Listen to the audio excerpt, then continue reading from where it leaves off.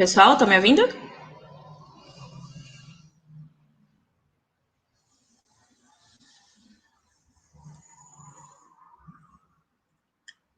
Aline, vocês estão me ouvindo agora?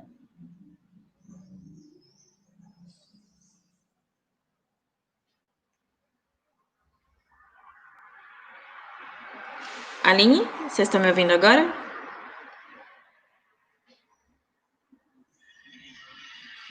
Aline, vocês estão me ouvindo agora? Aê, massa. Galera, eu mandei para vocês aqui, é porque o Edson sou eu sou o Edson, tô na conta do Edson. Mandei para vocês aqui um link para que a gente possa dividir a tela. O StreamYard permite que a gente possa convidar pessoas para a chamada. E aí vai ser melhor para a gente, porque eu vou poder ouvir vocês, ouvir as respostas de vocês, e aí vai ficar bem legal para a gente poder interagir. Aí eu mandei de novo o link pelo chat. Aí é só clicar que vocês vão aparecer aqui na telinha junto comigo. A gente vai fazer um exercício aí, eu preciso muito do feedback de vocês. Quem se oferece? Eu acho que cabem até 6 pessoas. Aí fica como se fosse uma chamada do Hangouts.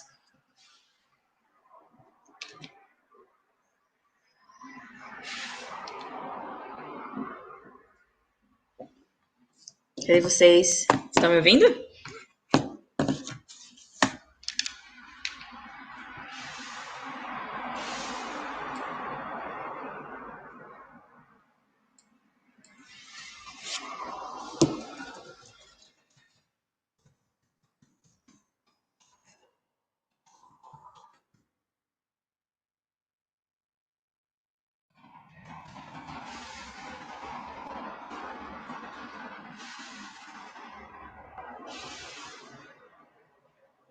Quero me apresentar antes de qualquer coisa. Eu sou a Tamila dos Santos.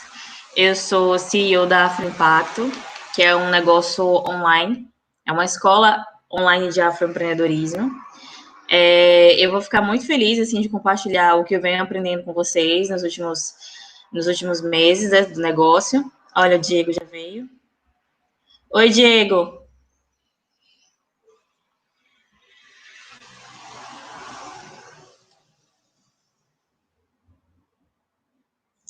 Diego? Opa, bom dia. Bom dia, querida. Eu acho que deu certo aqui. Deu super certo. Eu acho que a gente fica... Perdão, vou deixar o microfone mudo aqui para te escutar, tá?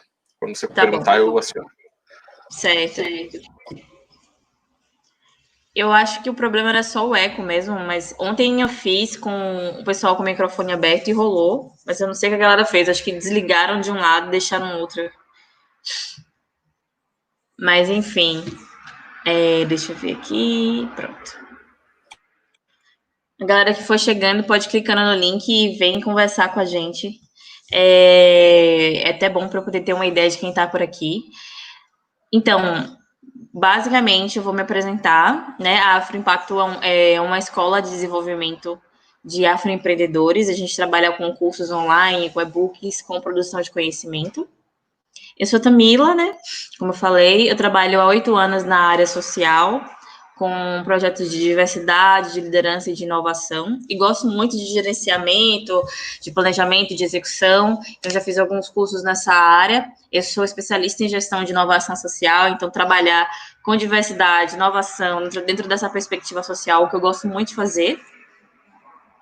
E hoje eu vim conversar com vocês sobre planejamento de empresa, planejamento de negócio, de projeto, dentro de uma perspectiva geral. A ideia é que seja algo bem introdutório, enxuto, básico, assertivo, com uma visão geral e dicas práticas. Eu vou trazer algumas ferramentas, a gente não vai fazer todas, claro, mas eu trouxe alguns templates para a gente brincar e ter uma ideia do que dá para fazer em relação a esse assunto. Então, basicamente, a gente vai conversar o geral, né, desse contexto que a gente está inserido agora, ou seja, esse mundo complexo que a gente está inserido agora, esse processo que exige que nossos negócios se reinventem todos os dias. Depois eu vou falar um pouco sobre o planejamento em si, né, introdução ao planejamento, de uma maneira geral. Depois a gente vai falar sobre como fazer um planejamento estratégico e eu vou trazer algumas ferramentas. Vou passar por algumas e não por todas, né? Depende muito de vocês. Eu quero conhecer vocês, assim, no sentido do que vocês já viram. E depois eu vou falar sobre gerenciar essas demandas da organização do negócio, né? Como fazer esse tracking, que é esse acompanhamento. Beleza? Eu acho que estamos com poucas pessoas, mas vamos seguir assim mesmo. Pronto, a Anne tá aqui. Beleza. Gente, a qualquer momento, comentem pelo chat, ou então entrem na live e conversem comigo para eu ter uma noção de que tá tudo certo, de que vocês estão me ouvindo, de que tá ok. Vamos lá. A primeira coisa é essa perspectiva de mundo complexo, né? Que a galera chama de VUCA. Eu vou explicar mais para frente o que seria VUCA. Por que os sociólogos estão falando de mundo complexo e principalmente do impacto disso para o mundo dos negócios? Primeiro porque esse contexto de tecnologia, ele faz com que tudo seja muito rápido e muito transitório. E que coisas que serviam hoje não sirvam mais em relação a negócios, em relação a serviços, em relação a próprias ferramentas tecnológicas de uma maneira em geral. Isso traz a gente para uma perspectiva social de exponencialidade, ou seja, de que tudo tem que crescer, tudo tem que ser extremamente abrangente e tudo tem que ser rápido. E isso faz com que a gente entre num contexto de imprevisibilidade. Então, imaginem, num contexto de tecnologia exponencial, onde tudo é imprevisível, e ainda mais num contexto globalizado, dá para perceber o quanto isso afeta nossos negócios em relação ao que a gente planeja, tanto em termos de desenvolvimento desse negócio, quanto em relação ao nosso público. E aí, sociólogos dizem que estamos num momento VUCA. Estamos vivendo num mundo VUCA. O que representa? O que significa VUCA, né? VUCA em inglês quer dizer volatility, uncertainty, complexity e ambiguity. Volatility no sentido de volátil. Na linha de que tudo muda o tempo inteiro e rápido demais, o que faz com que a gente não tenha que pensar de uma forma inflexível. Se a gente for inflexível, a gente acaba se perdendo dentro desse contexto do mercado. Uncertainty, no sentido de incerteza, que tudo que parece ser estático não é. Ou seja, não dá para ser estático. A única certeza é que há incertezas que precisam ser consideradas. E eu acho que quando a gente fala até de público, né, isso é fundamental, entender que as certezas devem ser extremamente desconsideradas, ainda mais com startups, por exemplo. C de complexity, de complexidade, que cada vez mais vamos nos deparar com situações complexas, cuja solução provavelmente está nas entrelinhas, ou na relação entre todas as partes que compõem o problema, e ambiguity, que é ambiguidade, que para cada luz é uma sombra, ou seja, tudo tem que ter dois lados, saindo daquela linha dicotômica de certo e errado, de bem e mal. E isso, dentro do cenário do empreendedorismo, acaba sendo uma máxima, principalmente quando a gente fala da relação de acerto e fracasso. Eu já escutei muito, assim, no início do meu negócio, que quem nunca faliu uma empresa não é empreendedor. Isso foi uma das coisas que mais me deixaram assustadas, assim. Mas não no sentido de você ter que falir um negócio, mas de entender o fracasso, né, e os erros como algo totalmente positivo para o seu negócio. Porque a partir do momento que você erra e que você testa e erra, você consegue aprender e melhorar o seu negócio. E está sempre desenvolvendo ele em cima do que o mercado te dá e das tentativas. Base, tentativa e erro. E aí, nesse sentido do VUCA, foi o que a gente estava conversando, né? O ontem parece antigo demais. A gente tem com 4 a 5 meses de isolamento e de pandemia, e eu realmente não lembro como é que era a minha vida. Como é que era a minha vida antes disso, né? A gente está num contexto de coronavírus e teve que adaptar o negócio a esse coronavírus, né? A essa nova estrutura de pandemia, que faz com que todos os modelos que a gente tinha pensado antes talvez não funcione e que a gente tem que adaptar a esse novo cenário. Então, por isso que o ontem parece antigo demais. Então, a gente está nesse intermediário, né?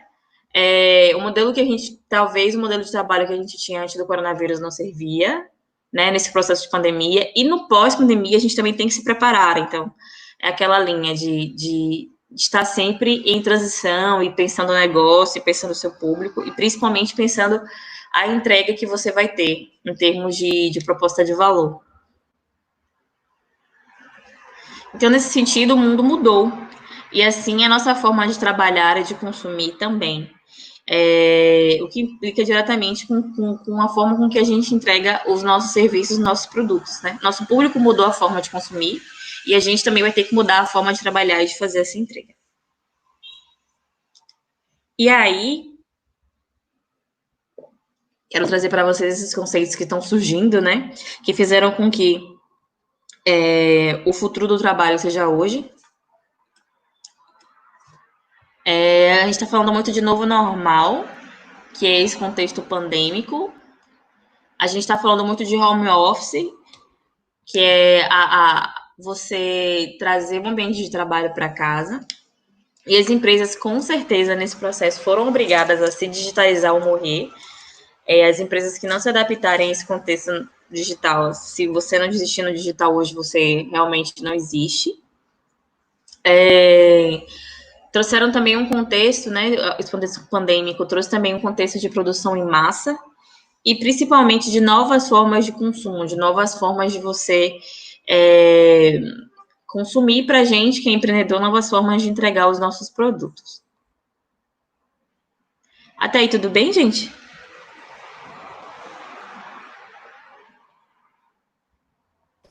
Sim, tá. Nossa, tá sendo bem legal essa coisa de ter trazido teorias e linkar também com o momento atual. Nossa, tá bem bacana. Mas, ai, que bom, Diego, que você tá aí, porque é muito ruim isso de não ter o feedback das pessoas ao vivo, né? Mas vamos lá, já que você tá por aí, conta pra mim, como é que foi que a pandemia impactou o seu negócio? Não só o Diego, mas quem quiser responder pelo chat também.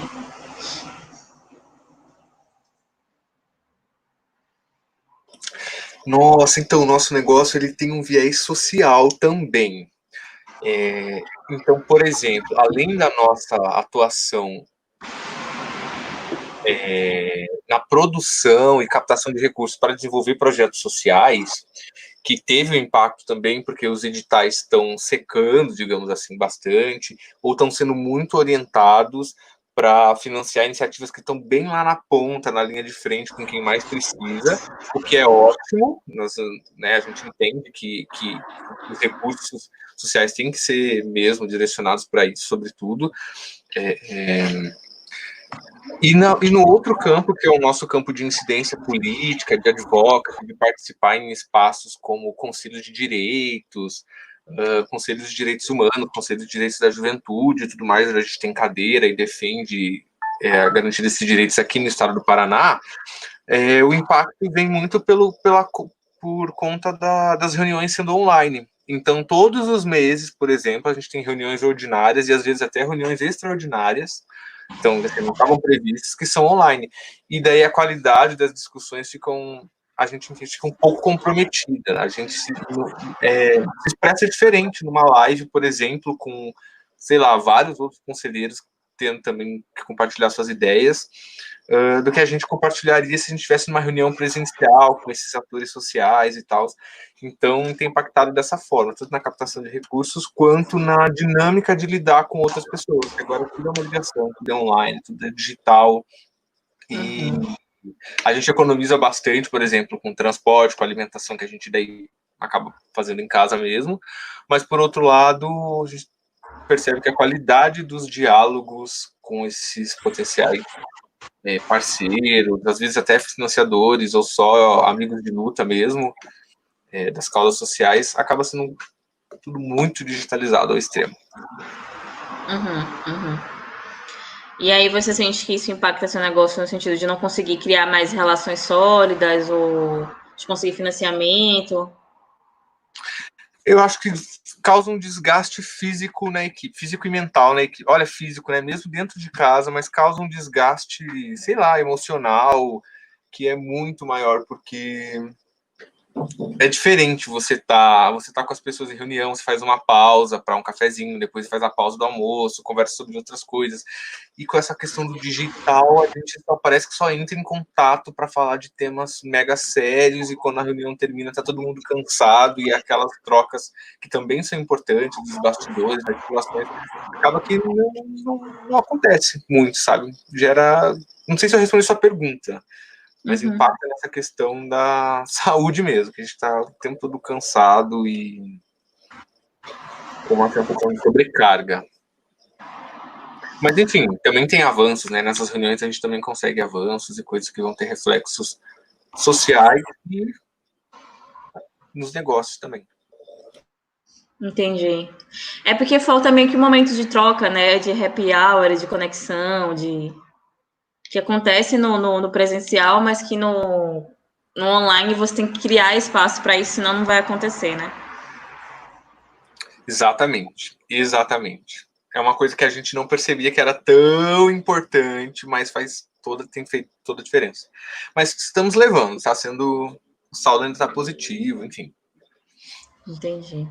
Massa. Obrigada por compartilhar conosco. A Anne Geraldina colocou que trabalha com educação infantil, num projeto de escola social. Estávamos no processo de formalização para fazer o PPP com o município e tivemos que adiar. Nossa, imagina. Puxado. Todas as ações que são feitas nesse processo de formalização, lidar com o governo, registro, ficou extremamente prejudicado nesse processo de coronavírus. Mas, Anne, você ainda está conseguindo tocar o projeto, ou o projeto está totalmente parado?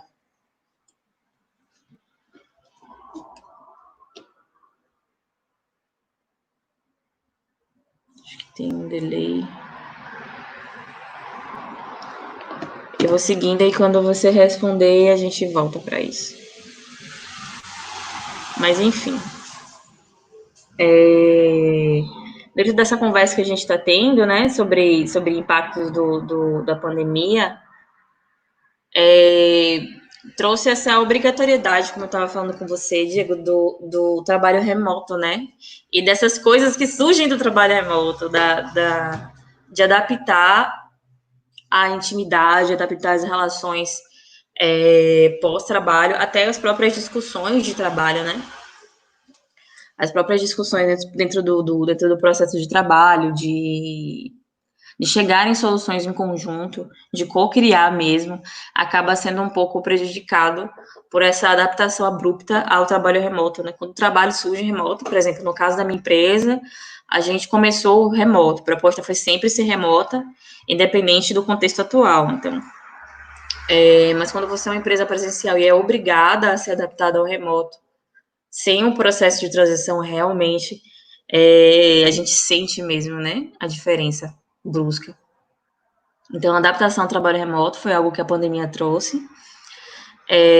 Novos modelos de gestão, no sentido de ter um time distribuído, né, de cada um estar num lugar diferente, ou fisicamente, ou em cidades diferentes, né, tem muitas empresas que começaram a trabalhar remotamente e que começaram a contratar pessoas de outros estados por conta desse processo de pandemia.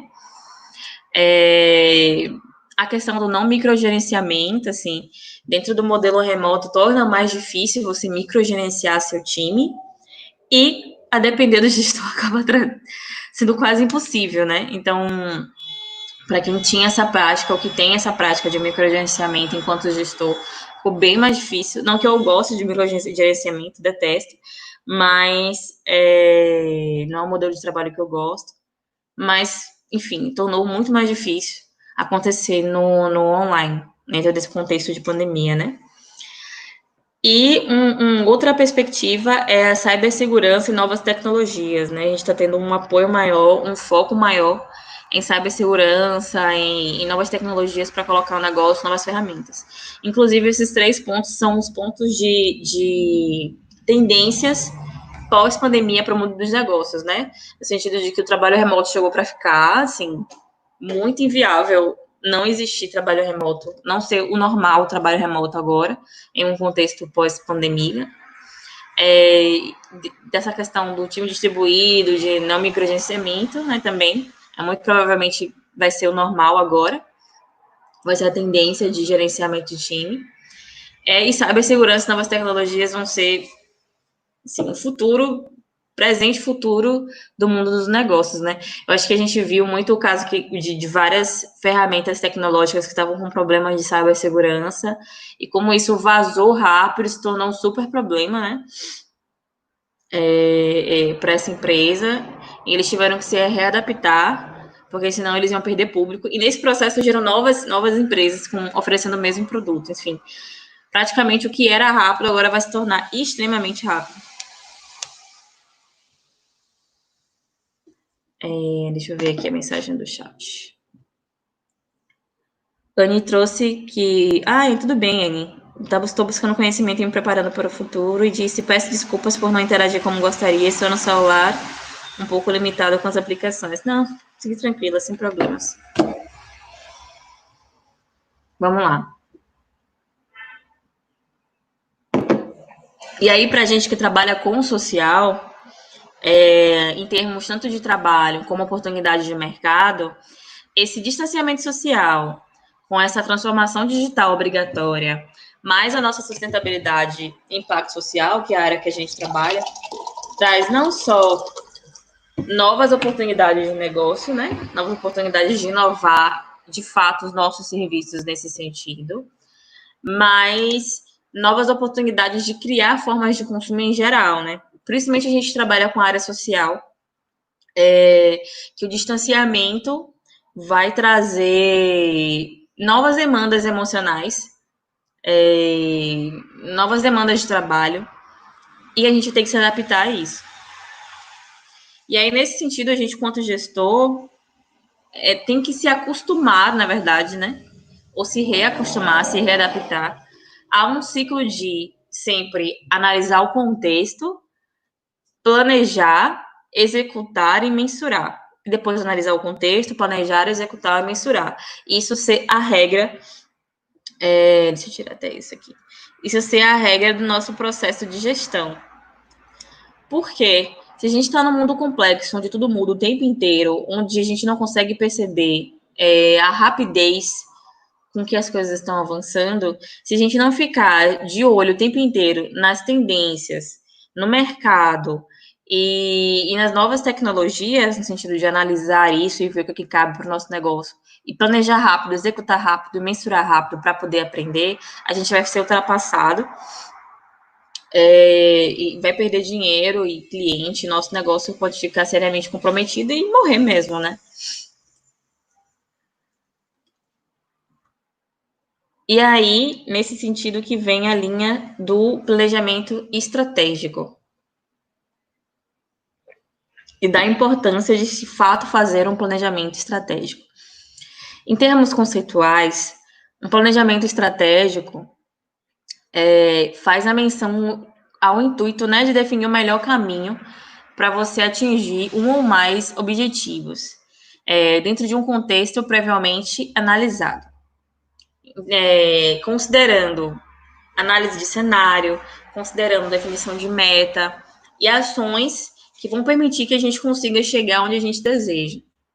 Basicamente é isso. Planejamento é você analisar o contexto, criar cenários, né? Analisar esses cenários, definir metas para poder chegar a um objetivo e, a partir de planejamento de ações, chegar a esse objetivo, mas sempre considerando que é planejamento, execução e mensuração do que foi planejado. Não necessariamente esse planejamento precisa ser extremamente rígido, como a gente viu, né? Como a gente tem conversando, se for um planejamento rígido, talvez a gente não consiga dar conta do contexto atual, mas um planejamento que a gente também não saia do foco do que a gente está pensando para a nossa empresa naquele momento, né? Durante aquele período, e principalmente que não se desgarre do nosso propósito no sentido de organizações e negócios sociais. E aí uma coisa bem interessante é a questão de o quanto a gente deve planejar, assim, o que os especialistas dizem é que quanto mais nova for sua empresa, menos consistente no sentido de testes, da sua própria solução no mercado, menos tempo de planejamento você tem que ter. Então, por exemplo, eu sou uma startup que acabou de nascer, então eu planejo um ano, e faço replanejamento a cada 6 meses. Então, surge um contexto aquém, né? Um contexto como esse, o pandêmico, que obriga a pessoa a olhar para o planejamento da empresa. Então, né, eu volto, revisito isso e vejo o que é que se adapta. Eu trabalhei em empresas que faziam planejamento anual e planejamento por quarter, ou seja, de trimestre. Tinha um anual com os focos a longo prazo, de um ano, mas a cada trimestre era revisto os objetivos, né? Para ver se estava de acordo com o que tinha sido planejado. Então, isso pode ser uma forma. As empresas maiores, mais consistentes, aí já fazem planejamento de 5 anos, de 2 anos, de 3 anos, mas isso vai de acordo com o momento que sua empresa esteja. Deixa eu dar uma olhada aqui no chat. A Anne falou que deixa eu botar aqui na tela. Estou em planejamento de novo negócio de impacto com delivery de hortifruti para conseguir manter financeiramente em paralelo à escola social. Sim, massa.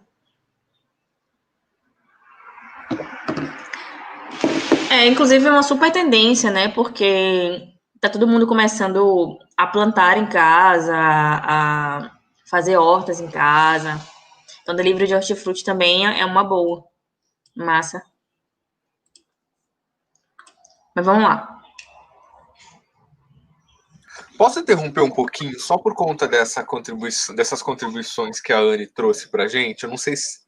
Pode, claro, fique à vontade. Pode parar a qualquer momento. Tá, não, é só porque você leu uma coisa a mais, uma informação a mais que a Anne trouxe ali, que é super legal, né? Com base nisso que você falou anteriormente, daquele círculo de analisar, planejar, executar e mensurar,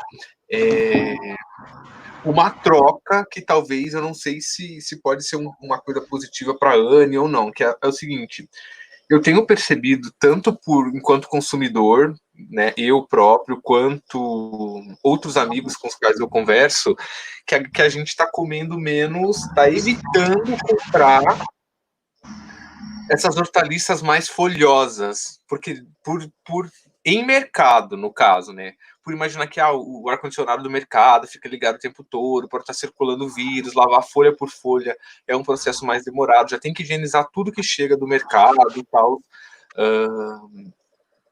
E daí ter as folhas ainda para lavar é um negócio que dá um trabalho maior. Então, acho que um insight, no caso dela, acho que é diferente, porque imagino que, né, talvez as hortaliças sejam produzidas direto no campo ou num espaço assim aberto, livre, tranquilo, mas que o investimento em coisas que não sejam tão folhosas, que possam ter mais contato com o coronavírus, assim, talvez acabam tendo mais sucesso, mas acho que ela só vai saber executando e analisando e vendo que talvez beterraba, cenoura ou repolho que é mais fechado ou coisas que são menos expostas talvez tenham mais sucesso ou não, ou pode ser que não, enfim, né? É uma coisa de imaginar que talvez ela testando isso, essas coisas, o negócio dela, ela já tenha ela, enfim, consiga ver isso melhor com o andamento da coisa, talvez se ela já está tocando isso, ela pode ir percebendo se é uma coisa que vai fazer sentido para o negócio dela ou não, essa coisa de investir mais em tubérculos, raízes e tal, do que coisas muito folhosas e tal. Mas muito legal saber dessa alternativa dela, muito bacana. E é um serviço extremamente necessário, né? A gente está evitando cada dia mais de sair de casa. Sim, exatamente. Isso. Eu até mercado eu tô fazendo pelo iFood agora. Para evitar sair. Vamos lá. Mas obrigada pela sua contribuição. Pode interromper a qualquer momento. Pode ficar de boa. Inclusive, eu gosto, adoro. Tá. E aí eu trouxe alguns pontos de o porquê fazer um planejamento estratégico. Principalmente a organização, né? Organização no sentido de você ter uma linha do que para onde está indo o seu negócio, para o seu negócio tá fácil de entender, de compreender, não tá uma linha de que passe uma inconsistência.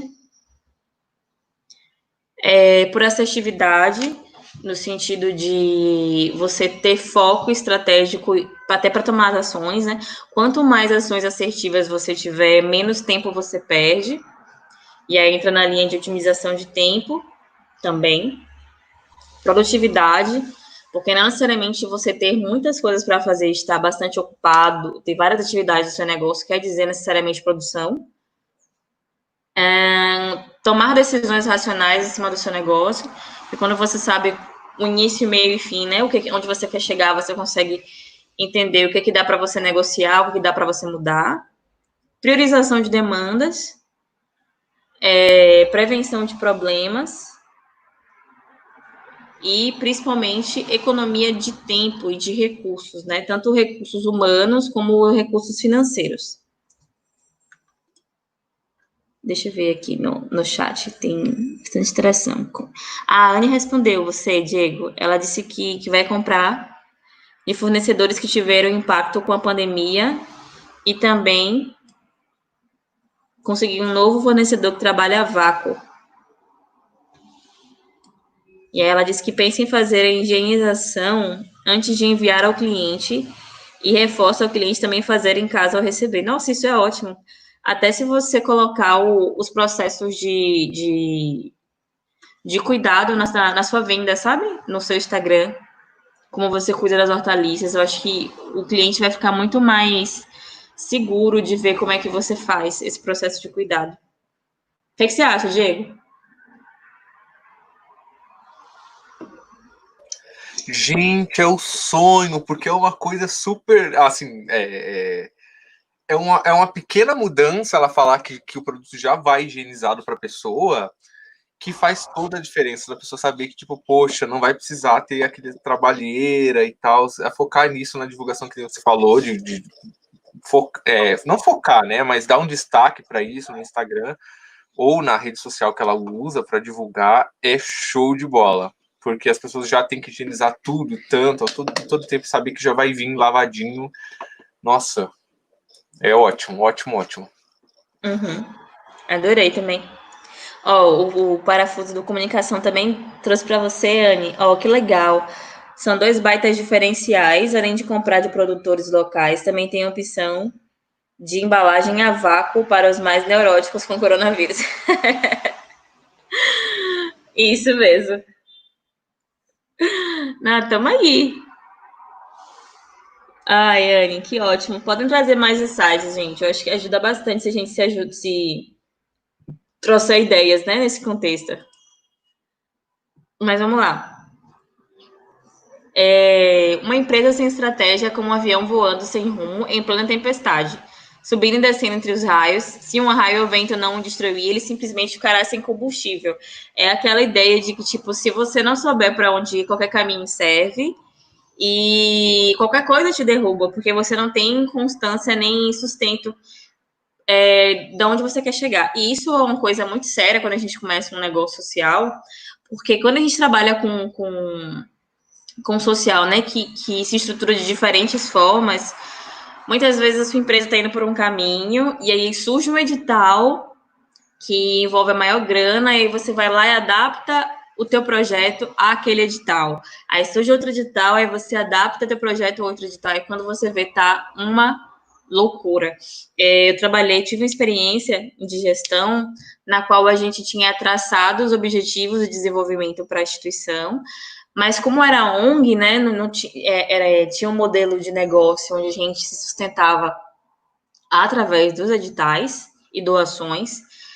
Cada vez que surgia um edital novo que era adequado à nossa temática central, a gente ia lá, se jogava, criava o projeto e conseguia grana. Mas aí, quando a gente foi fazer a mensuração de impacto do negócio, a gente viu que os nossos objetivos estavam completamente diferentes dos projetos que a gente estava criando, assim. Isso foi um susto muito grande, porque a gente mirou, vamos conseguir grana, mas a gente também saiu do foco do negócio, assim, da organização. Então, é algo que tem que ter muito cuidado. Enfim, já indo para a nossa parte mais prática, basicamente, o planejamento estratégico se divide em 3 momentos. Onde estou, para onde eu quero ir e como eu posso chegar lá. Que é basicamente um diagnóstico, né, nessa parte, principalmente nessa linha de onde estou, fazer um diagnóstico de como é que está o negócio, dar uma revisada estratégica do que funcionou e do que não funcionou, e principalmente aquela linha de analisar o mercado, para depois planejar. Em termos de ferramentas e de perguntas-chave para a gente poder se localizar nesse contexto de planejamento.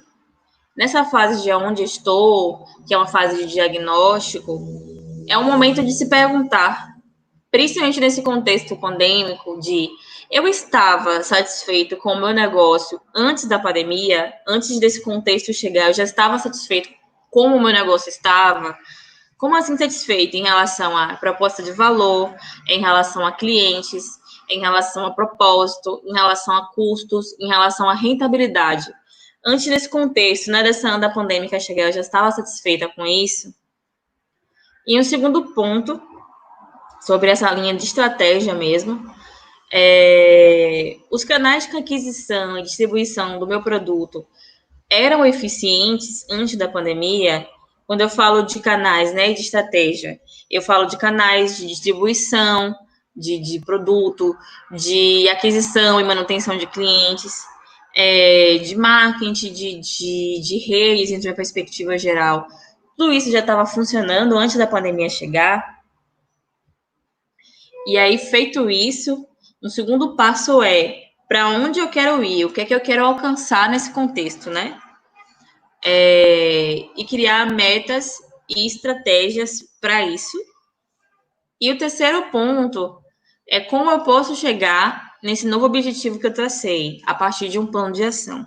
Então, basicamente, planejamento estratégico são esses 3 pontos. Onde estou, onde você faz um diagnóstico do seu negócio, ver o que está dentro e o que está fora, como é que vocês estão e o que vocês querem alcançar, para quando chegar nessa parte de para onde eu quero ir, definir uma estratégia, uma meta, um objetivo específico e traçar uma estratégia para isso. E depois o terceiro passo é criar um plano de ação com ações palpáveis para poder chegar nesse objetivo. Faz sentido? Deu para entender? Volta do QIT aí?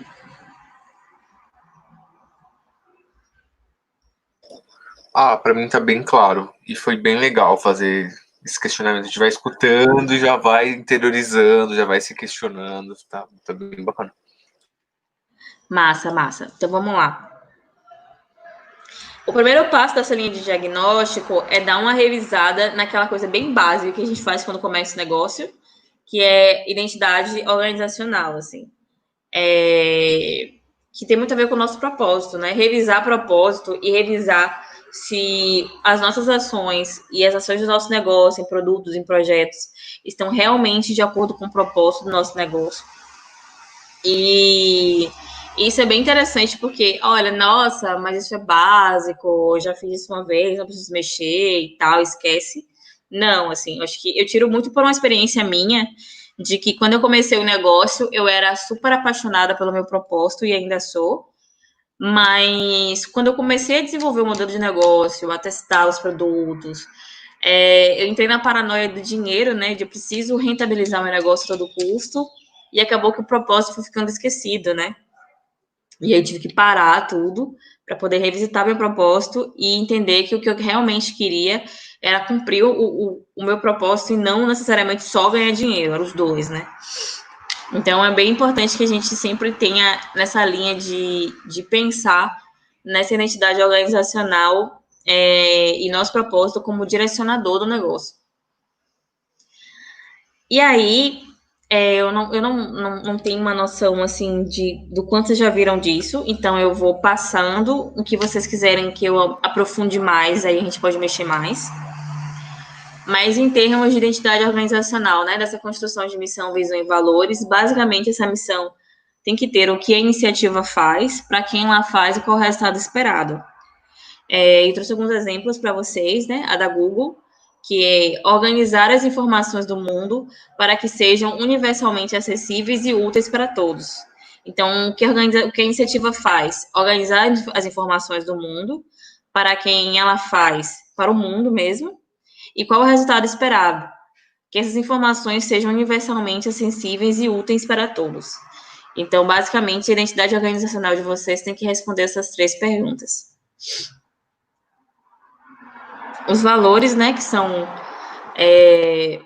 pilares que definem a forma com que vocês trabalham, que permeia a cultura, que traz o que é que deve ser valorizado ou não dentro da estrutura do negócio, tanto em forma de trabalho quanto em visão.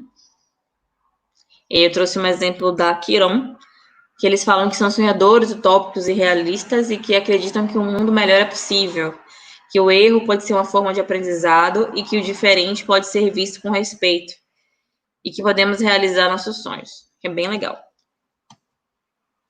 E a visão, que é como a organização se vê no futuro e qual o futuro que a organização vê. Eu trouxe a minha, né, que é a referência no desenvolvimento do afroempreendedorismo no Brasil. Essa visão foi feita dentro de uma perspectiva de 5 anos mesmo, mas o planejamento estratégico da empresa foi feita de 1 ano. E depois a gente diminuiu para 6 meses por conta dos diferentes cenários assim que a gente estava enfrentando. E aí tem a ferramenta que eu acho que é uma das ferramentas mais conhecidas e caso você já conheça, não acredito que sim, mas vale a pena entender que nesse contexto, principalmente de planejamento, é fundamental a gente voltar para essas ferramentas mais iniciais de negócio, que é a análise SWOT, né, que é a análise fofa, onde você analisa o interno e externo do seu negócio e os fatores positivos e negativos do seu negócio. E aí eu acho que é um dos primeiros passos para quem está nesse contexto agora, analisar, dentro dessa linha do coronavírus, né, da pandemia, quais são os fatores internos e externos, né, positivos e negativos desse contexto para o negócio e como é que isso impacta diretamente o negócio. Então, para quem não conhece a SWOT, eu imagino que todo mundo, mas eu vou falar bem rapidinho, né? Você fala sobre força, fraqueza, oportunidade e ameaça, né? Dentro de uma linha de fatores internos e de fatores externos. Dentro da linha do positivo e do negativo também. Aí eu trouxe um exemplo da Afroimpacto bem no começo, né? Que das forças do negócio, no sentido de equipe diversa e ambos profissionais, porque a gente já começou remota, custo operacional básico, baixo por não necessitar de espaço físico, mentalidade voltada para o progresso, enfim, esse é um exemplo do que pode ser feito para preencher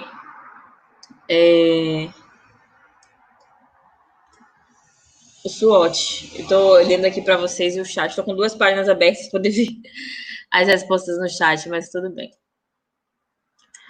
Vamos lá. Para a gente começar a entrar nessa linha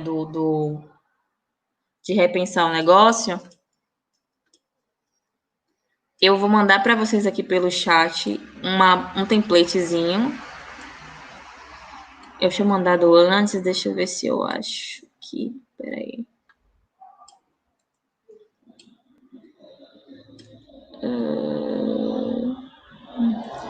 Vou mandar para vocês um templatezinho para a gente repensar.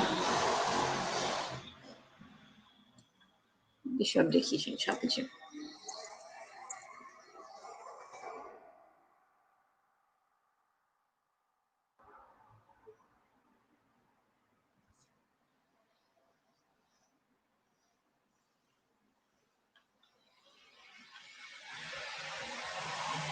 Tô abrindo aqui o driver rapidinho.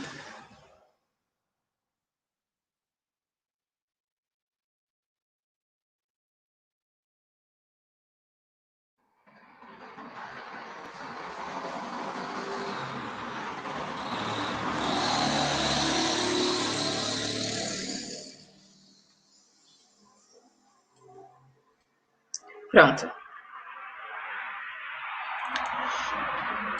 Eu vou mandar para vocês agora pro chat essa ferramenta para a gente poder pensar em cima do nosso negócio, para que a gente consiga desnudar o que é que tá de mais sério em relação ao nosso negócio.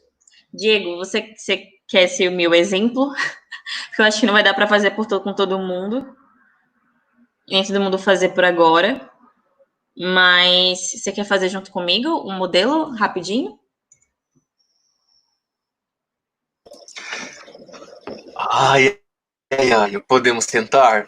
Porque como é que funciona? A gente vai conversando, ou por esse link que eu mandei, se eu digitar aqui, deixa eu ver se eu digito e vai aparecendo. Não, né? Eu só acompanho. Não sei também. Você pode fazer uma cópia e ir preenchendo no seu computador, se quiser, já que se você não quiser Tá. compartilhar as informações com todo mundo. Não, eu até posso tentar compartilhar com todo mundo. É mais porque eu tenho que ver como é que eu vou fazer aqui. Acho que eu vou dividir a tela ou só escutando. Não sei. Deixa eu Eu ver vou aqui. compartilhar com você, então. Eu vou alterar com qualquer pessoa, pode alterar. Tá. Pronto. Agora você já pode editar. Então, basicamente, essa ferramenta, ela coloca no template aspectos gerais que fazem parte do negócio. Então, público e proposta de valor, produto. Tem sim, Anne, posso mandar por e-mail, sim. Equipe, rotinas de produção, monetização e estrutura de custos, comunicação e marketing digital e outros, próximos passos, etc. Eu dividi essa planilha em 3 momentos, né? O que deu certo, isso pensando no contexto pré-coronavírus, o que deu certo, o que não deu tão certo, e quais foram os problemas que são exclusivos da pandemia, que vieram com a pandemia. E aqui no canto tem uma barrinha de observações, né, tudo que não couber nas outras abas, e possíveis soluções. O que eu queria fazer com você, Diego, quem estiver acompanhando e quiser fazer também, é só essa linha de público e proposta de valor, porque senão a gente já passou o dia todo aqui fazendo os outros, e vai expor demais sua empresa, mas para a gente poder ter um exemplo assim de como fazer isso. E uma ideia legal também é você utilizar isso para uma reunião que você queira fazer com seu time, para que todo mundo possa trazer feedbacks, né? Sobre esses pontos. Sim, entendi. Captei. Massa. Vamos lá. O que é que você acha que você acha? Qual o seu negócio em geral? Qual é a proposta de valor dele? Olha, a gente quer muito promover a participação de adolescentes em decisões políticas. A gente acredita que tem muita coisa que políticos, professores, secretarias de Estado, secretarias de município decidem sobre a vida de adolescentes, porém nem sempre eles consultam esses adolescentes, nem sempre fazem consultas de forma qualificada, e para além de consulta, a gente acredita que eles não integram de uma maneira legal, didática e bacana a garotada na hora de desenvolver políticas públicas para eles. Não sei se respondi essa assim proposta de valor, mas daí a forma que a gente faz isso tem diversos caminhos, né? Mas no geral é isso, é fazer projetos sociais onde os adolescentes percebam que eles são importantes e precisam ser escutados na hora de desenvolver a coisa pública, sabe? Na hora de pensar num currículo, pensar num PPA, que nem ela estava falando, a Anne estava falando, mas no caso a Anne já lida com público de criança, então é outra pegada, é educação infantil. Mas quando a gente fala de adolescentes, a gente acredita que tem que participar das discussões desde a escola, da família e da cidade, do estado e do país. Entendi. Então, praticamente, vocês criam espaços nos quais esses adolescentes possam ter voz, né? Possam contribuir com o espaço político. E isso, espaços formativos, onde eles participem de espaços formativos na área de educação em direitos humanos, educação política, e não política partidária, assim, sabe? Política social, educação em direitos humanos mesmo. E a gente também faz essa interface de levar essas demandas ou promover que eles participem de espaços onde essas demandas vão ser escutadas, né? Em reuniões com secretarias de Estado e tudo mais. Entendi. E o que é que você acha que vem dando certo, assim, tanto do seu público quanto da sua proposta de valor, considerando um período de pré-pandemia? Que os olhinhos deles brilham quando eles percebem que, tipo, nossa, tem um estatuto da criança e do adolescente, tem um estatuto da juventude, que eu tenho direitos. O que acho que deu certo é o entusiasmo desse público, dos adolescentes, ao conhecerem seus direitos, sabe? Acho que, enfim, a gente consegue perceber que o público vê esse valor que a gente vê também. O adolescente consegue perceber que é legal participar, que é legal conhecer os direitos. Isso, perfeito. Massa, massa. E sobre esse público em específico, sobre esse recorte que você fez de adolescentes, ele está satisfatório? Você acha que precisava de um maior recorte? Ou o recorte está satisfatório? Olha, o recorde não está satisfatório quando a gente pensa nas diversidades, né? A gente consegue muito garantir diversidade de gênero e étnico-racial na hora de compor esses grupos de adolescentes que vão participar dos nossos projetos. Então tem menino, tem menina, tem LGBT, tem pretos, pardos, enfim. Mas a gente não dá tão certo assim ainda, porque a gente precisaria ampliar o negócio, a inclusão de adolescentes com deficiência e a inclusão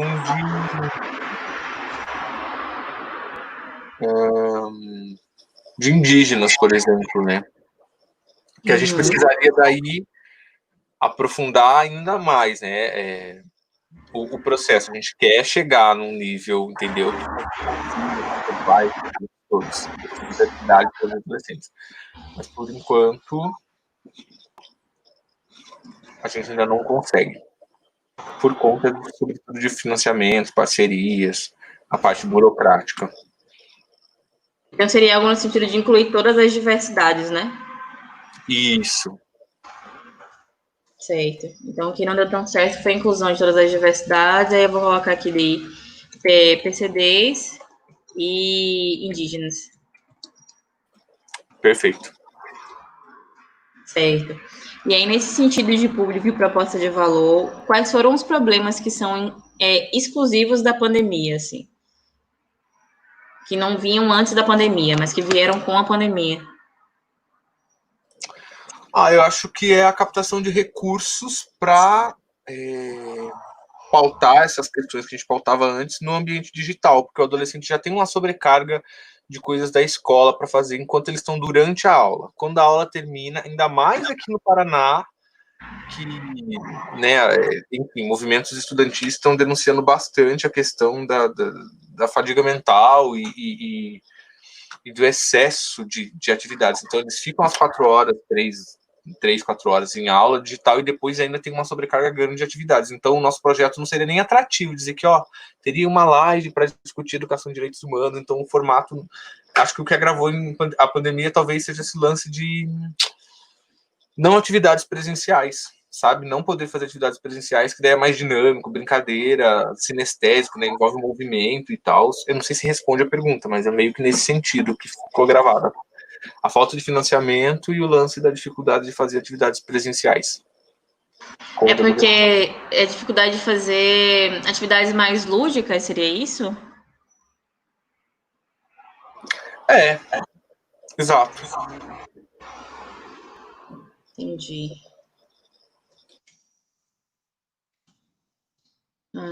De atividades lúdicas.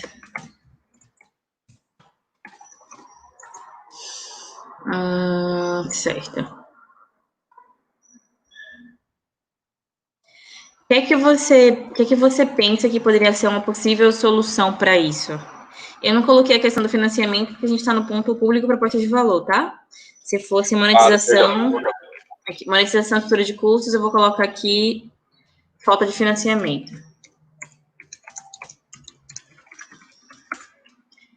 Certo. O que você acha que a gente podia ser uma possível solução, assim?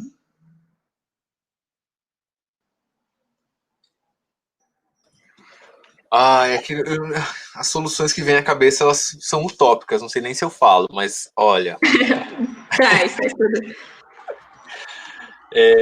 O Conselho Permanente de Direitos Humanos do Estado do Paraná e os movimentos estudantis aqui do Estado, a União Paranaense dos Estudantes Secundaristas, e que são os estudantes do ensino médio, pelo que eu tenho acompanhado nas redes, em algumas lives que eles fazem, estão defendendo bastante a suspensão do calendário escolar. Diego, então a solução seria que parasse de ter aulas? Calma. Enfim, é o que eles estão defendendo sob a ótica de perceber que o Estatuto da Criança e do Adolescente não está sendo respeitado quando ele fala que crianças e adolescentes têm direito à educação em igualdade de condições. Então, fazendo essa análise toda, eu acho que uma possível solução, elas são utópicas porque elas teriam a ver com o controle da pandemia no Estado, a diminuição do número de casos, a volta às atividades presenciais, e, de repente, para atuar no ambiente digital com pandemia, seria com uma eventual suspensão das aulas, né? Escutar os movimentos sociais que lutam pelos direitos dessa garotada, porque daí abriria espaço para esse tempo que eles não teriam de educação formal, eles utilizarem com processos educativos mais lúdicos em ambientes digitais, reuniões e atividades mais que trouxessem menos sobrecarga, sabe? Para a cabeça deles e tal. Mas isso não conversei com a equipe, enfim, estou jogando aqui, talvez escutando os outros integrantes do time, eles tivessem, Diego, que absurdo, como assim? Estou te trazendo um possível olhar na Parafuso do Com. Cara, Diego, você me lembrou, e esse problema que você está tendo sobre ludicidade me lembrou um projeto que está muito bacana, chamado Desafio 10x10, Jornada 10. Você já ouviu falar? Não, como é que é Desafio 10x10, Jornada 10? A princípio, não. Me conte mais sobre. Cara, é um desafio nacional, que está sendo puxado pelo Edgar Gouveia. Ele é um cara super, super fodaço, assim. E eu vou até botar aqui no chat para você dar uma futucada, uma stalkeada no Instagram. Ele criou um desafio só para jovens, crianças e adolescentes do Brasil todo, para que elas criem soluções nesse contexto de coronavírus. Então, ele criou algumas frentes, né? Tipo, saúde mental, alimentação, acesso à água, acesso à higienização. E aí, esses adolescentes têm que criar equipes, como se fosse uma grande gamificação, assim. Tem que criar equipes, e essas equipes, que cada uma equipe cria seu próprio Instagram, cria sua própria identidade e tal. Essas equipes têm que criar projetos dentro para combater, né, essa perspectiva pandêmica dentro da linha que ele criou, dentro daquela área macro. Então, por exemplo, quando se trata de saúde mental, pronto, esse foi bem legal. Quando se trata de combate a fake news, aí as crianças criam projetos para combater fake news. E é muito legal porque elas podem compartilhar os resultados no Instagram principal. E aí, cada momento, elas vão ganhando pontos. Isso faz com que elas se engajem. Eu acho bem legal. Eu acho que pode ser uma forma de acrescentar a ludicidade nessa linha de aprender sobre política. Não sei se está fazendo sentido, mas eu vi enquanto possibilidade, assim, de trazer o online para o presencial daquela criança, naquele micromundo, sabe? Para que faça com que ela se motive a fazer algo diferente, assim. Sim, muito bacana essa coisa de usar a estratégia da gamificação, né? Gente, porque é isso, eu acho que eles poderiam estar aprendendo sobre política, e política, assim, volto a falar, né? Política social, nessa perspectiva educativa e gamificada, do tipo assim, olha, lançar desafios de repente, desafios do direito à cultura, pô, quem sabe tocar violão, toca violão pra galera, quem tiver aqui a educação entre pares, que Paulo Freire tanto falava, poderia estar sendo promovida. Poxa, hoje a aula é uma oficina de desenho com um estudante que vai trocar conhecimento dele com os outros que vão estar assistindo.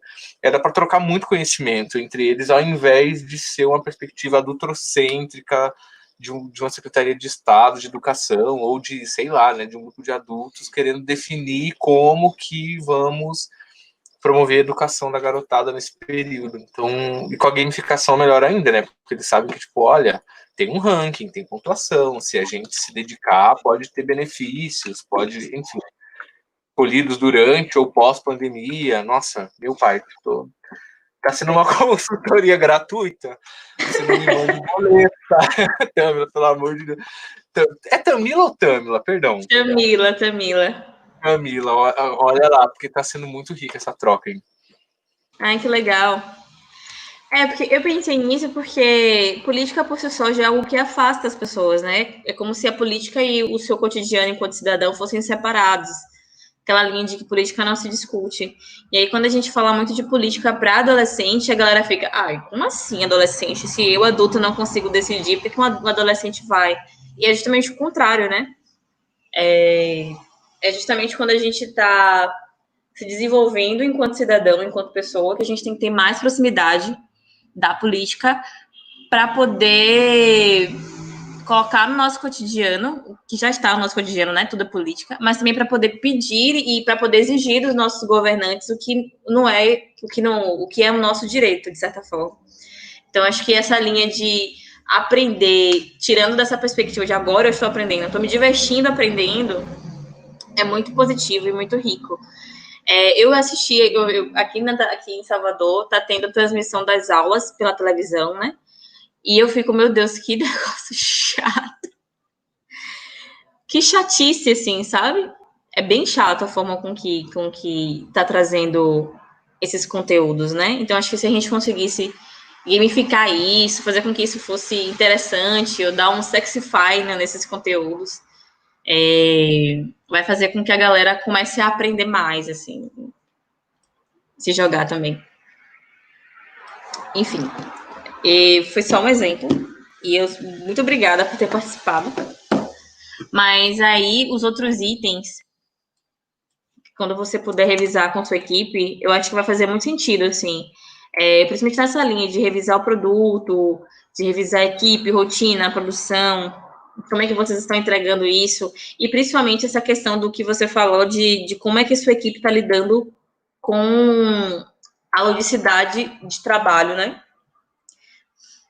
Nesse sentido do online, de troca, de interação, talvez, não sei, colocar algo dentro da estrutura da sua reunião, que seja um momento de troca, de ter happy hour da empresa, algo nesse sentido. E também os demais pontos, né? Monetização, estrutura, comunicação, marketing e próximos passos. Acho que vai dar um help aí. Enfim, esse template para ser meio que o ponto de partida para repensar o negócio nesse processo de pandemia. Vou pedir para a galera mandar por e-mail para vocês. Deixa eu ver aqui. Diego maravilhoso já compartilhou, ele foi meu super exemplo. Aqui tá do dia 1, que tinha colocado separado. Mas enfim.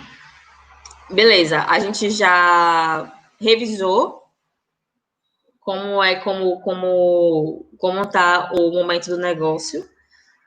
Depois, a gente vai analisar como é que tá o contexto do coronavírus, e por isso aquela abazinha de o antes e depois, né? Tipo, para também a gente entrar naquela linha de todos os problemas do meu negócio vieram com o coronavírus, e às vezes não era, né? Às vezes o negócio já vinha cheio de inconsistências, né?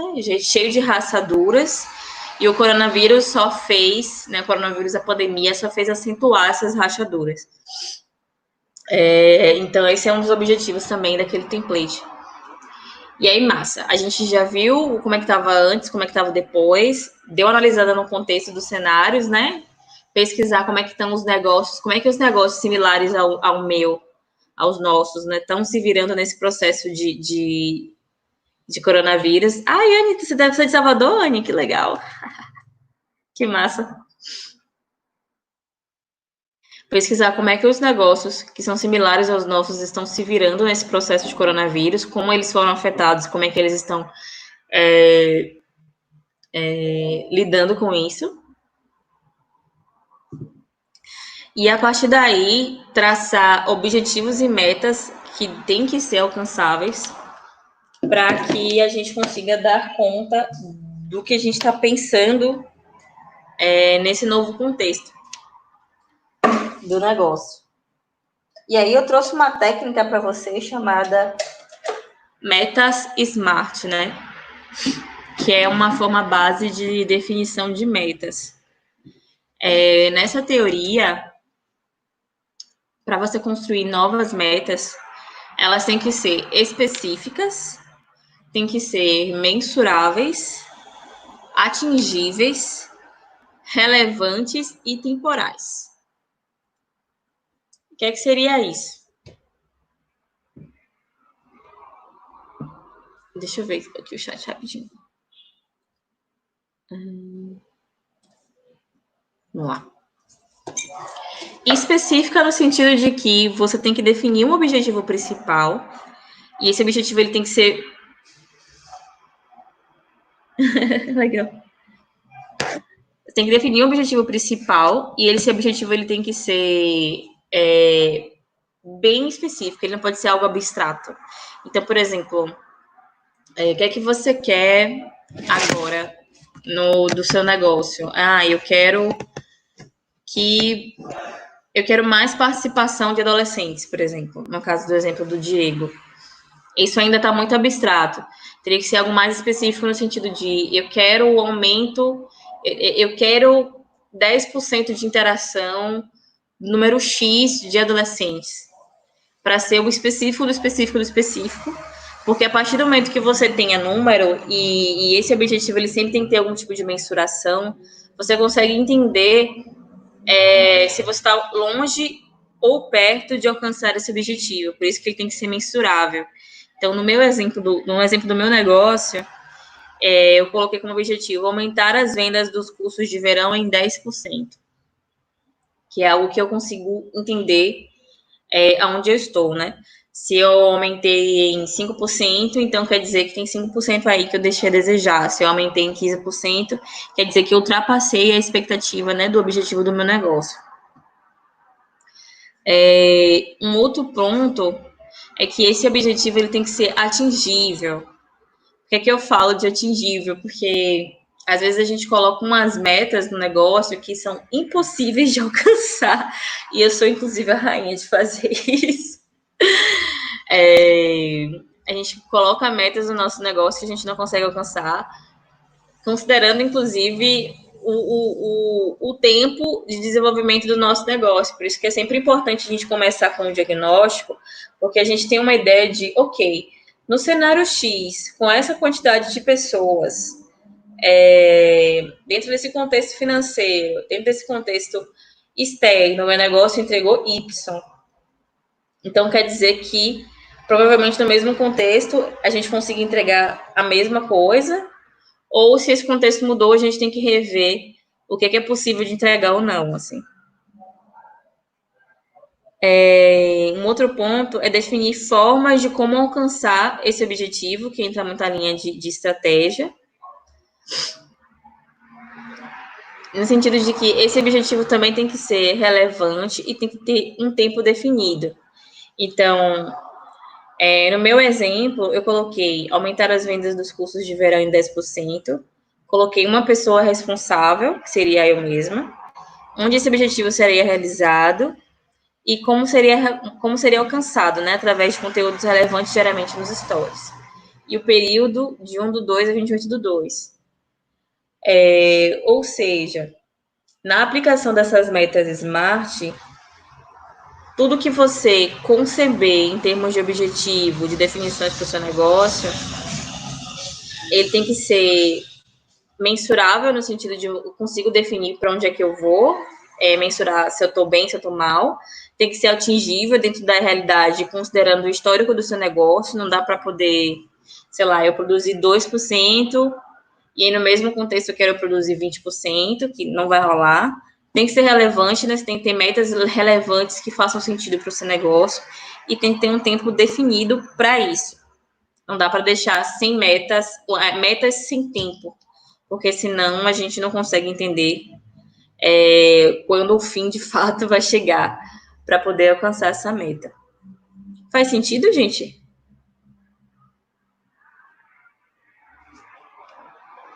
Deixa eu ver aqui o chat. Faz sentido sim. Tô anotando em tudo aqui. Deixa eu ver o chat. A Anne falou aqui. Nós adultos estamos com sobrecarga emocional, imaginem os adolescentes e crianças. No próximo dia 13, estaremos comemorando 30 anos do ECA. Concordo contigo, Diogo. Essa data seria perfeita para... Opa, não veio o resto. Mobilizar a população. Sim. E também tem a questão de que as crianças são as mais afetadas, assim, nesse processo de coronavírus, né? Porque esse processo de criança é onde a gente tem mais interação mesmo, né? De ir ao ar livre, brincar e ter contato com a natureza, e tudo isso vai se perdendo nessa linha indoor, né? De você não ter nem contato com outras crianças, como também não ter contato com a natureza por conta do contexto. Enfim. Parafuso do Comunicação colocou que outra coincidência, a gente ia para Salvador em setembro deste ano, participar de um congresso de comunicação Intercom 2020. É uma pena. Que bom que vocês têm contato com o pessoal aqui de comunicação. Mas, enfim, vai rolar em algum momento. Tá bom, galera, vamos seguir. Você mesmo já deu meio-dia. Entrando nessa linha de metas, né? Eu trouxe um exemplo do meu negócio.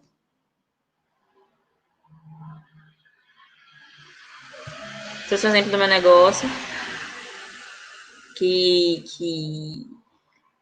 como eu disse para vocês, quanto mais cedo, quanto menos consistente tiver o negócio,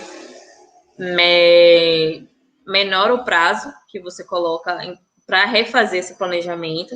Então, quando a gente começou, a gente fez planejamentos de 1 ano, depois a gente começou a fazer planejamentos de 6 meses e revisar por quarta, né, por trimestre. Então, tem muitas coisas dentro dessa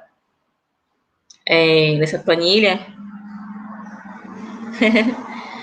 Muita coisa dentro desse molde de planilha que foi analisado por trimestre.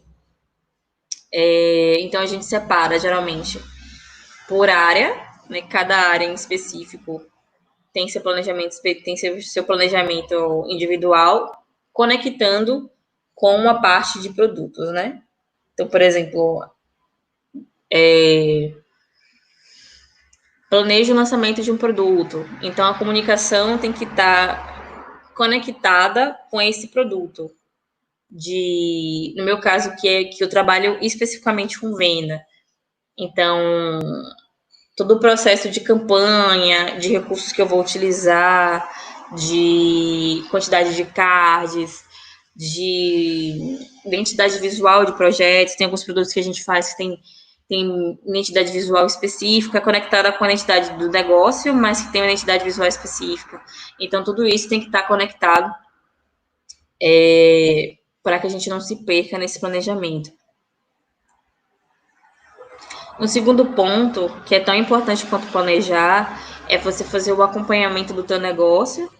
Então, eu coloquei exemplos de formas que vocês podem utilizar para poder fazer esse acompanhamento. Tanto numa planilha, vendo o todo, né, do projeto, quando é que vai acontecer cada etapa. E aqui tem um exemplo também disso, que pode ser até pelo Trello, inclusive.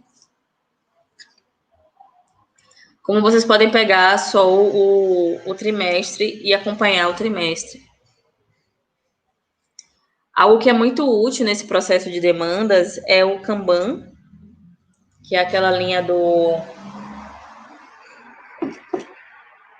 a fazer, em progresso e feito, que dá uma ideia geral de como é que você pode estruturar essas demandas e fazer o acompanhamento delas. E dá para fazer pelo Trello, né? O Trello é top para isso. Na verdade, o Trello faz tudo isso.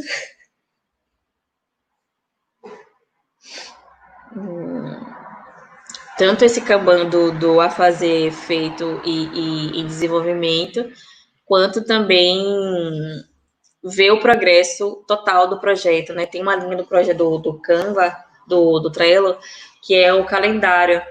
E aí você consegue ver todo o grossão do projeto, né? Tudo que vai acontecer no projeto, ver o desenvolvimento dele, né? As porcentagens, quem está entregando, quem não está.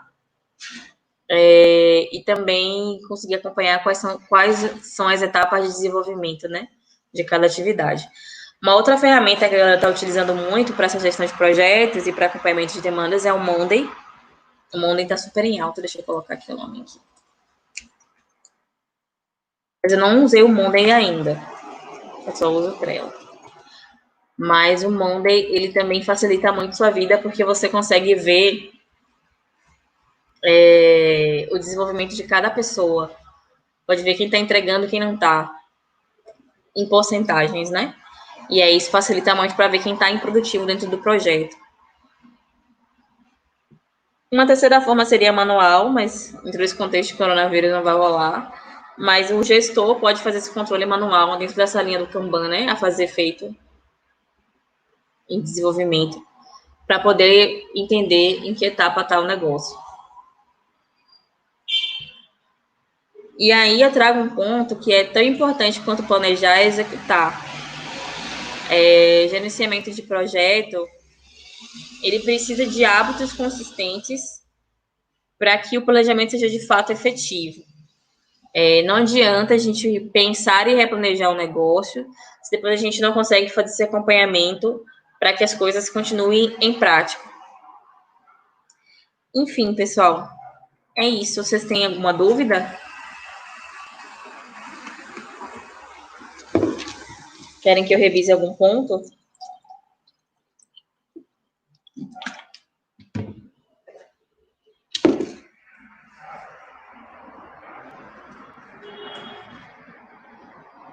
Pessoal?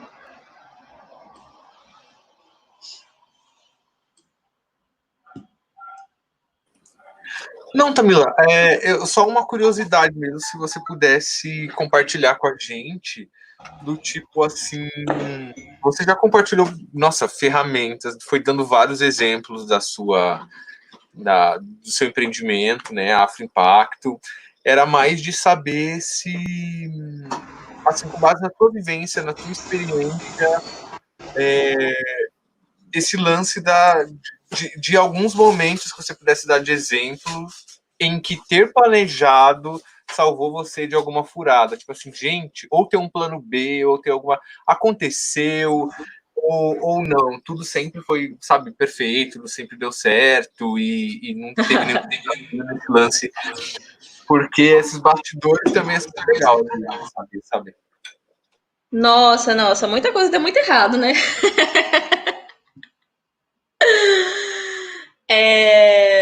Cara, o planejamento, ele é bom para que você, quando a bucha, né? Quando o incêndio chegar, você saiba para onde ir. Ele é basicamente para isso.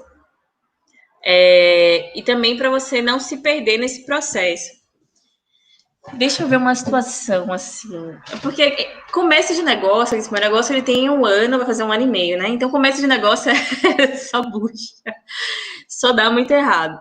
Mas uma coisa que deu muito, que o planejamento me salvou foi num processo de testar a proposta de valor. Eu testei 3 produtos diferentes ao mesmo tempo, então foi algo que não deu foi super exaustivo.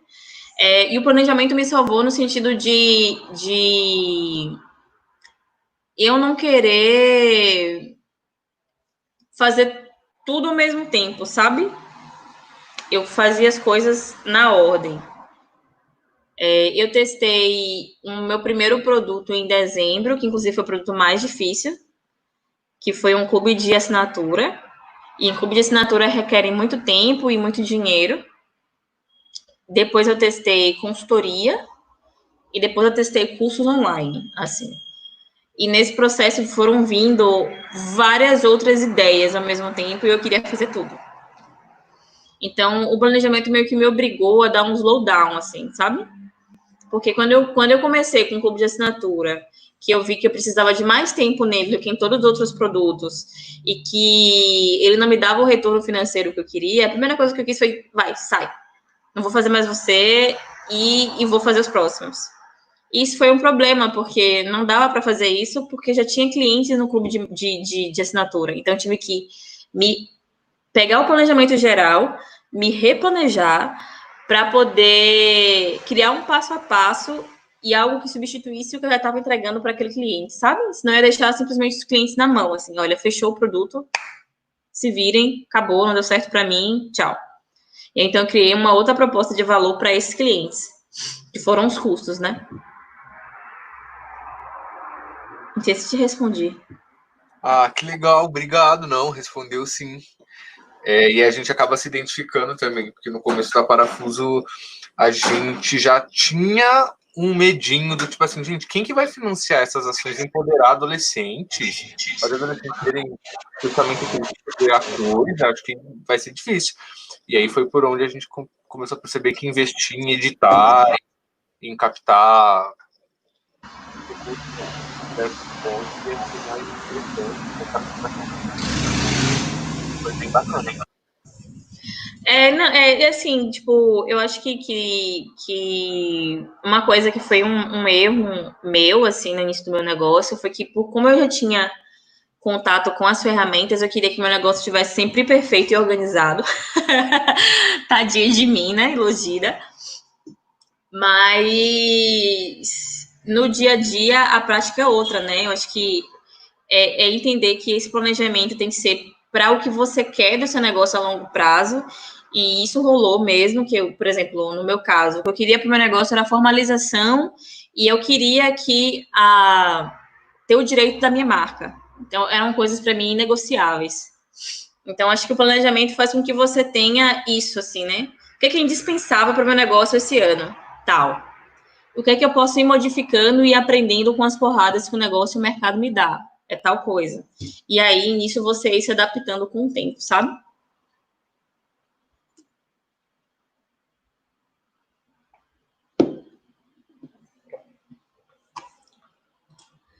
Bom, é isso, pessoal. Eu vou mandar para vocês tanto um resumo do PPT quanto essa ferramenta desse template para vocês utilizarem. Eu fiquei muito feliz de vocês estarem comigo hoje. Muito obrigada. E eu estou disponível para responder qualquer dúvida. Eu vou colocar aqui no chat o meu arroba e também o meu e-mail. Podem mandar e-mail para mim, tá? Se eu demorar, é porque a vida tá difícil para responder, mas podem mandar perguntas para mim que eu super vou adorar ajudar vocês e inclusive contar histórias de coisas que deram errado, que deu muita coisa errada, mas é assim que a gente consegue desenvolver o negócio e aprender, tá? Muito obrigada, Diego, também por sua super participação e um bom dia para vocês. Ah, gratidão, Guria. Obrigado mesmo. E força aí para a Anne, que 2 planejamentos, né? O do negócio e o político-pedagógico lá da escola, que tem, nossa, hoje em dia tem que ter, lembrar de base nacional comum curricular. Deve ter muita coisa, assim, para contemplar num planejamento de uma escola, né? São vidas de crianças, então, enfim, força lá para ela também. E para você, obrigado por compartilhar os conhecimentos com a gente. Obrigadão, querido. Um beijo, um bom dia para vocês. Tchau, tchau. Beijo, tchau, tchau.